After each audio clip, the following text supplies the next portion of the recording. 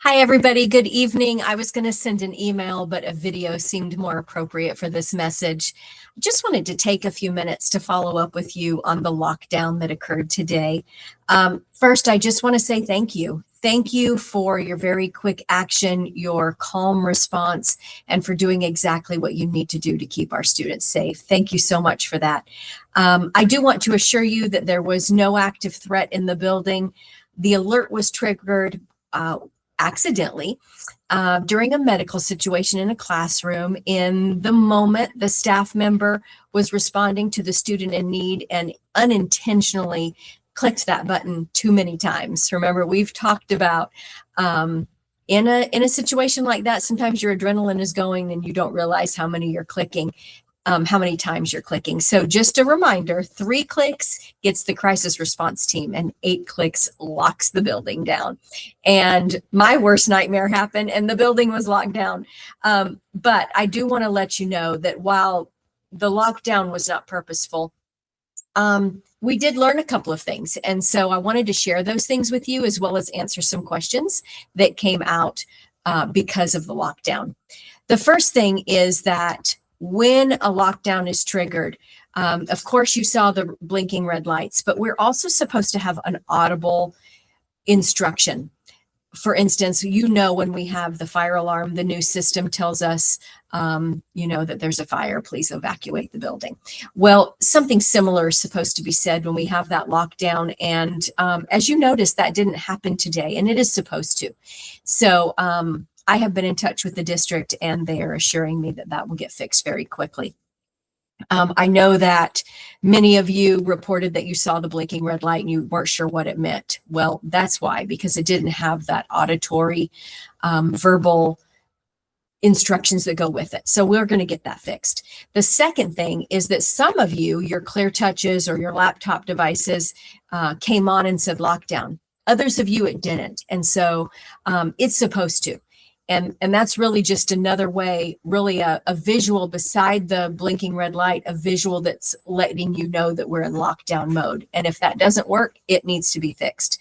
So I am sending out a Google form, and it is essential that you answer that Google form and let me know if your Clear Touch did not alert you to lockdown, or if your desktop was open or your laptop and it did not alert you. I need to know that.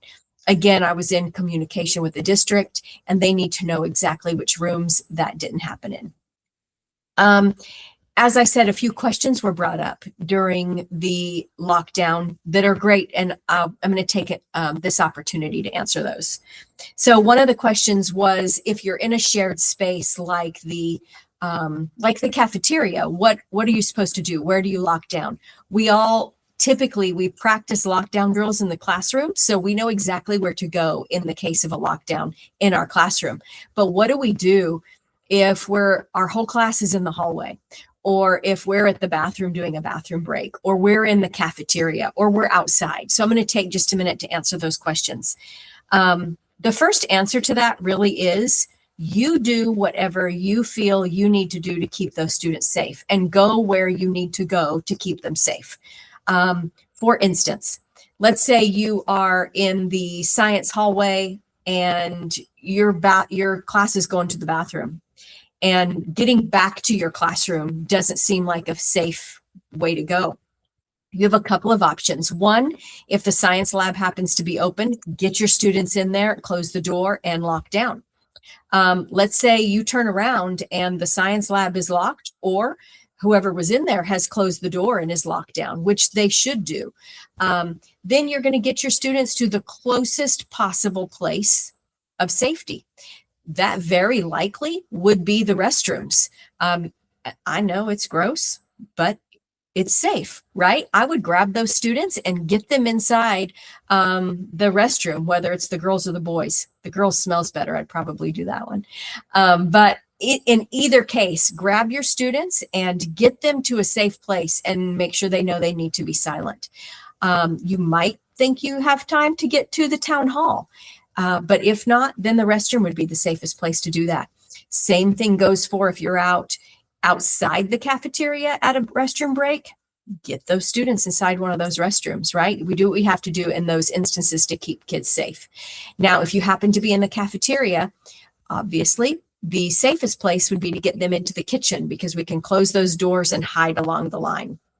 But let's say for whatever reason, the kitchen doors are closed and locked and you're not able to get in there, which is happened to be the case today.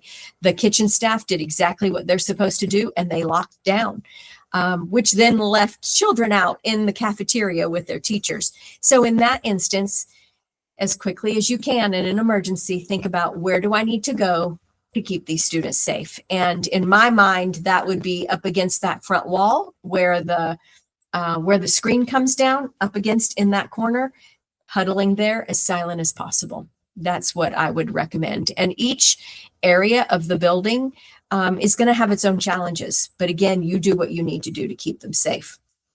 The other question was, what do we do if we're out on the playground? I've answered this before, but I think each time we practice, it occurs to someone else or it occurs in a different way. And you think, well, what would we do if we were outside? Well, the first thing to remember is we're going to keep those kids safe, right? So if there's a problem happening in the building, do not bring the students in the building. If you see that there's flashing red lights and when the verbal instructions are working, you'll be able to hear that outside. Don't bring those students into the building, right? That's where the danger is. So you would do the same thing as if you were in the hallway or the cafeteria. You would think to yourself, where do I need to get my class to keep them safe? And typically that is out of sight, right? And so maybe it's along the side of the building. Maybe you're going to hide across, next to the building. Depending on which playground you're on, that would be a different place to go. Whatever you think is going to keep them safe. And so, and if you happen, Lord have mercy, pray that it never does happen, but if you were to hear actual gunshots, then you would want to get them off the property in the safest way that you can. We've talked a little bit about that in the past as well. I would recommend holding hands and walking calmly but quickly away from the property, whatever that looks like. And so just always remember, it's not so much about am I following the rules, but what do I need to do in this moment to keep these children safe and to keep myself safe, right? You need to also keep yourself safe. So in any emergency, really all that we can ask is that you do the best that you can to keep those children safe.